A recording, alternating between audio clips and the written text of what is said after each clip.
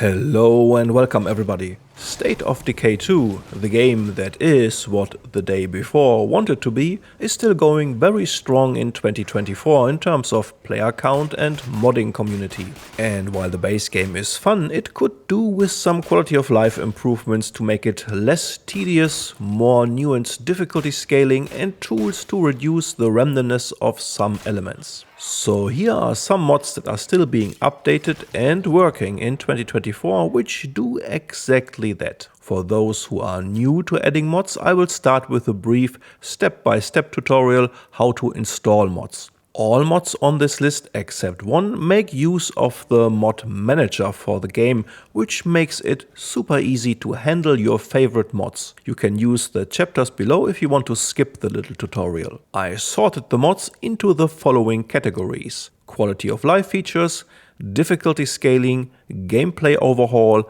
and save file manipulation. The last one can be used to cheat, but you don't have to. And apart from that, I avoided any big cheat mods. You can find all links to the mods in the video description. Alright then, first off, register a free account on nexusmods.com. Here you will find all of the mods. Log into your account and type into the search bar State of Decay 2 Mod Manager. This is a self-running program, no need to install it into a specific folder. The program can handle any zip file you download. Most mods already come as a zip file, so you only have to select Add Mod after launching the mod manager, go to your download folder, tag the zip file and voila, the mod is now added to the manager. You can now turn this mod on and off easily without extracting files into the game's folder. One mod on this list does come as a RAR file. This one needs to be extracted, for which you can use a plethora of free programs before you can access the zip file. Just download the file, extract it into your download folder, and from there on it is the same process as before with the mod manager. The one mod on this list that has no mod manager integration has a tutorial on how to install it on the mod page, but I will also explain the process when I get to the mod in this video. Let's start with the quality of life improvements. The first one adds a health gauge for plague hearts, which I found to be very useful.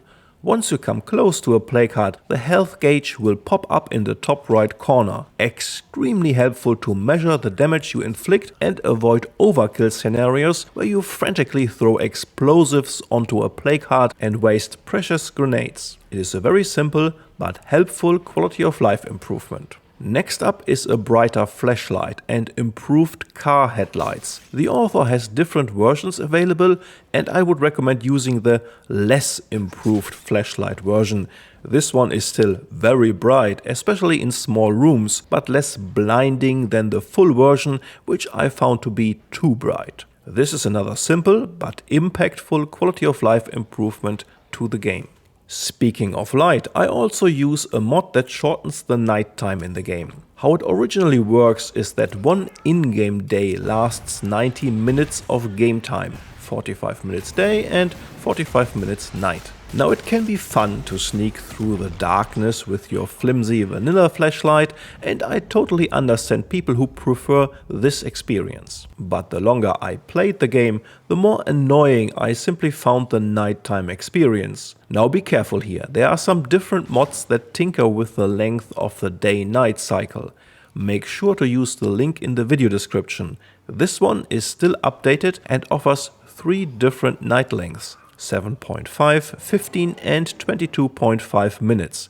Take your pick and make sure to only activate one of the mods, otherwise you will run into conflicts. I especially like how this mod also lengthens the dawn and dusk time, which make for some of the most interesting lighting in the game. Next is the one mod that you have to unpack and place manually, but I found this quality of life improvement one of the best for the game. This mod doubles the trunk space of any vehicle, which makes it much more realistic without adding an absurd amount like 100 spaces from other mods. For me, this is an essential mod to enjoy the game a lot more and be less frustrating. The author has a description where to place the file on the page. What you do is you unzip the downloaded file, which will lead you to a folder named Cooked. Take this folder and place it in the location the author describes at the bottom of the mod page. Notice that the Steam and non-Steam version have slightly different target locations, but both are in the description. The final quality of life improvement I recommend is the Instant Fast Search mod. Now, some people might look at this as a cheat, but honestly, the search mechanic is a neat idea, but also makes the game a lot more tedious. And after a few hundred hours with the game, I enjoy the freedom to choose between the basic search speed, which is still untouched by the mod, and the optional ability to fast search without the crash mechanic. Another neat thing is the deletion of empty containers. Now, this will not increase the loot on the map, but on higher difficulties you will encounter more and more empty containers. Those are simply removed without touching the total amount of available loot. Overall, I would call this a quality of life improvement, but certainly a more impactful. So stay away from this one if you enjoy the slower pace from the original experience. Now let's move on to two mods that I found very helpful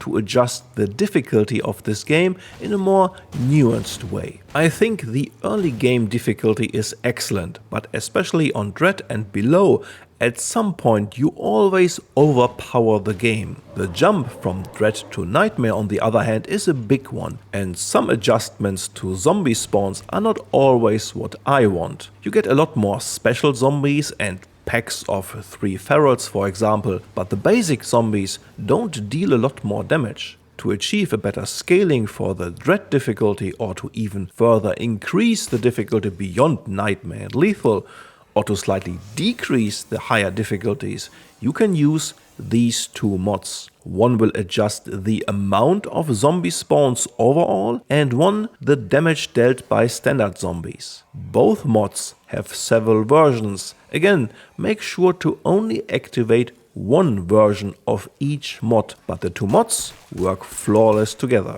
Zombie spawns in general are managed in a way that you get more and more spawns the further you progress through the game. But as I said, on Dread and below you will overpower the game by a lot in the end. If you take the Dread difficulty and increase the spawns by factor 1.5 or more, the game will feel a lot better balanced. And combine this with 3 times more standard zombie damage and you will have a nice in-between difficulty between Dread and Nightmare. You need to be a lot more careful and use a lot more ammunition in the late game, because 3 hits from a normal zombie will nearly kill you. I found this to be very enjoyable, especially in the later stages of the game. If you change the spawn rates or damage, you don't need to start a new save. Both mods work perfectly fine with existing save games. Of course, you can also ramp up higher difficulties or even decrease zombie spawns. Just make sure to only ever activate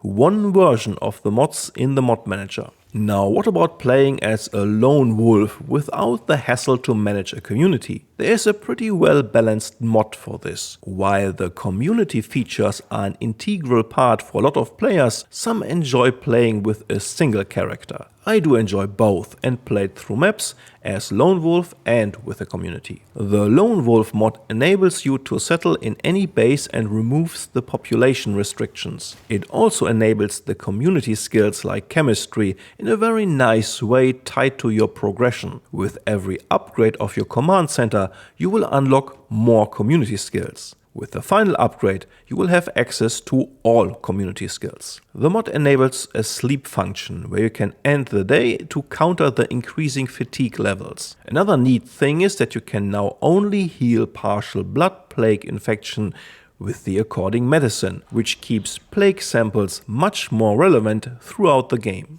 The only bug I encountered with this mod is that it somehow overrides the Trader Legacy boon and deletes the 4000 influence that come with it upon mod activation. But make sure with this mod to not load into an existing community that you wish to keep, because upon activation it will disband all community members.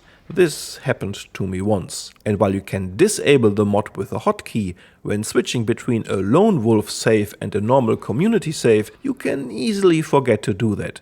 So I would recommend disabling the mod entirely in the mod manager every time you do not want to play with your lone wolf save, just to be safe. Final appearance on this list makes the community editor. This is like the mod manager, a self-running program, so no need to extract the files into a specific location. Just unpack the zip file and run the program. This one can be used to cheat big time, like spawning specific vehicles, tinker around with the play cards on the map, and most notably add and delete specific traits, hero bonuses and so on for your characters. Now, I use this only to sometimes activate dormant play cards in later stages of the game to give me a challenge, and I'm not big into the community managing aspect of the game, so I usually just delete negative traits before looking forever around to find a fitting character. Another thing I do is to slightly alter the characters for my lone wolf saves, so that I don't have to endlessly roll a character with a fitting setup.